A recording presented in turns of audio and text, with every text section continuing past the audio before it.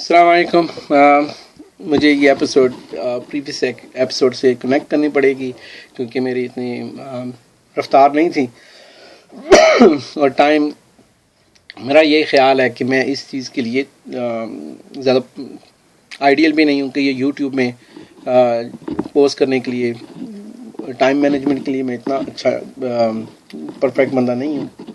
تو جو بھی یہ ٹوٹا پھوٹا مواد ہے یہ آپ قبول فرمائیں.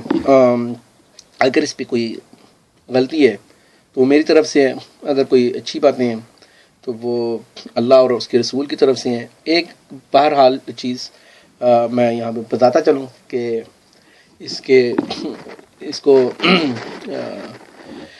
اس چیز میں میری بہت سے لوگوں نے مدد کی.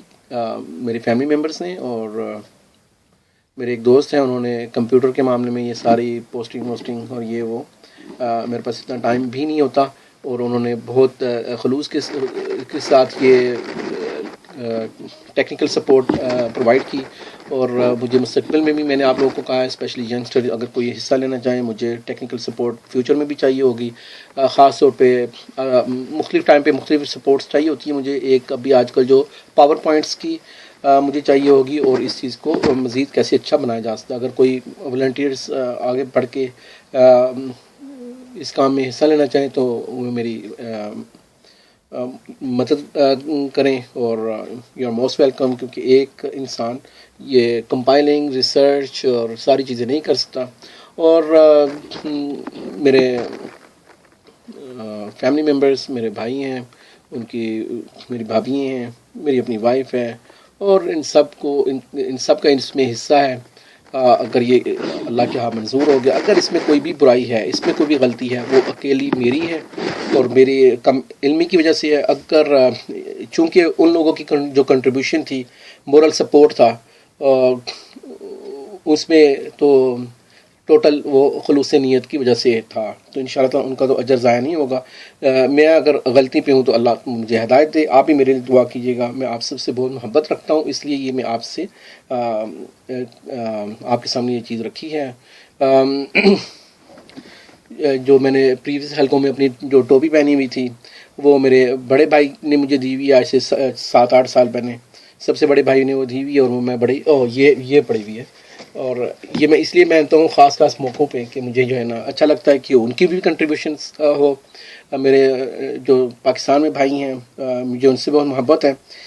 ان کی جو ہے نا میرا دل کیا کہ انہوں نے مجھے ایک کپڑے دیے ہوئے ہیں، میں وہ پہنوں. میں بڑے خوشی سے پہنتا ہوں. اس لیے میرے ایون دو چند اختلافات بھی ہوتے ہیں، لیکن میں ان سے بہت محبت بھی رکھتا ہوں، اور وہ میرے لیے ایک مشعل راہ بھی ہیں. اختلافات کے باوجود میں اب بچوں کو یہ چیز سمجھانا چاہ رہا ہوں کہ ہمارے اختلافات ہونے کے باوجود بھی دنیاوی اختلافات، دینی اختلافات، ہم نے بہت اچھی زندگی گزاری ہے. اور میں ابھی بھی دعا کرتا ہوں اللہ ہمیں فتنوں سے محفوظ رکھے. میرے جو 30 نمبر والے بھائی ہیں فرانس میں، ان کی بیوی بھی، انہوں نے مجھے مورل سپورٹ بہت دیا. اور جو میرے چوتھے بھائی ہیں وہ مجھے فائنینشلی، وہ امریکہ میں ہوتے ہیں، انہوں نے فائنینشلی مجھے جو ہے نا ماشاءاللہ اللہ تعالیٰ ان کے زندگی آخرت میں ان کے مال میں برکت ڈالے. انہوں نے مجھے فائنینشیل بہت سپورٹ ان کی حاصل ہوئی. اور سب سے چھوٹے بھائی ہیں میرے، ان کا بھی اس میں حصہ ہے، کیونکہ میں کمپیوٹر جو ہے نا انہوں نے بھی مجھے کافی گائیڈ کیا ہوا ہے، رینٹ انجن میں بھی اور دوسری چیزوں میں بھی. ان کا بھی اس میں حصہ ہے. میری بیوی ہے، وہ مجھے ٹالریٹ کرتی ہے. میرے بچے ہیں، میں آئسولیٹ ہونا پڑتا ہے ایک کمرے میں، اور وہ مجھے فیسیلیٹیٹ کرتے ہیں. ان کا بھی اس میں حصہ ہے. میرے ماں باپ اللہ ان پہ کروڑوں رحمتیں فرمائے. ظاہری بات ہے میں نے جو چیز سیکھی ہے، جو جیسے ہم لوگ ہمارے پورے خاندان نے، ایون کہ میرے ابو نے بھی جو چیزیں ساری دینی معاملات میں سیکھی ہیں، جو ہمیں موٹیویشن ملی ہے، وہ ہماری امی کی وجہ سے ہے. اور بیسیکلی امی ہماری سب سے بڑی ٹیچر ہیں، اور ہمارے ابو انہوں نے امپلیمنٹ کرنے میں بہت بڑا رول ادا کیا. اور میرے جو ٹیکنیکل سپورٹ کے ماشاءاللہ عمران صاحب ان کا نام ہے، وہ مجھے یہ سپورٹ دیتے ہیں. میرے میری بہنیں ہیں، ساری بہنیں انہوں نے میرے لیے دعائیں کرتی ہیں، اور میں یہاں پہ آپ لوگ کے سامنے بیٹھا ہوا ہوں. تو یہ سارا مجھے یہ سارے کام کرنے کی جو مورل سپورٹ لگا لیں، یا میرے دل میں بہت خوشی رہتی ہے اپنے بہن بھائیوں کے ساتھ، اور میں نے بہت انجوائے کیا ہے، میں نے بہت اچھا ٹائم پاس کیا ہے، اور اللہ تعالیٰ اس کو نظر بد سے بھی بچائے. اور اس وجہ سے ہم لوگ جب پازیٹیوٹی میں پڑے ہوتے ہیں تو پھر ہمیں کوئی چیز پروڈیوس کرنے کا حق ٹائم مل جاتا ہے. تو ان سب کاموں میں میرے بہن بھائی، میرے ماں باپ اور سارے لوگ شامل ہیں. تو اگر اس میں کوئی غلطی ہے تو میری اکیلے کی ہے، باقی یہ سب کو اس کا انشاءاللہ تعالی اجر ضرور ملے گا. اگر کوئی نام مجھ سے مس ہو گیا ہے تو اللہ تعالیٰ اس کو بھی جزائے خیر دے، اس کو بھی بہت اچھے سے اچھا دے. ہماری ایک باجی ہیں کیلیفورنیا میں، وہ بھی اس ہمارے حلقوں میں پہلے آیا کرتی تھیں، لیکن ان کا بھی ہمیں مورل سپورٹ حاصل ہے. اور اسی طرح کینیڈا میں میرے دوست وغیرہ ہیں. تو آپ سب سے یہ گزارش ہے کہ میری یہ ساری چیزیں بتانے کا مقصد یہ تھا. ان میں سے تقریباً 80% لوگوں کے ساتھ میرے اختلافات رہے ہیں، اور ان کو ہم کافی سالوں سے پوری زندگی میں ساتھ لے کے چلے ہیں، اور ایک بڑے اچھے پلیٹ فارم کے ساتھ ایک دوسرے کے ساتھ ڈائلاگس اور کمیونیکیشن اسٹیبلش رکھی ہے. جو چھوٹے بچے ہیں، جو ہمارے ینگسٹرز ہیں، ان کو یہ میں ریکویسٹ کرتا ہوں کہ وہ انہی حالات کے پیش نظر ایسے ہی ماحول میں، اچھے ماحول میں رہ کے اپنی بات سنائیں. کوئی سمجھ لیتا ہے، کوئی آپ کی بات سن لیتا ہے، فابہہ کوئی نہیں سنتا، پھر بھی آپ ان کے ساتھ محبت رکھیں.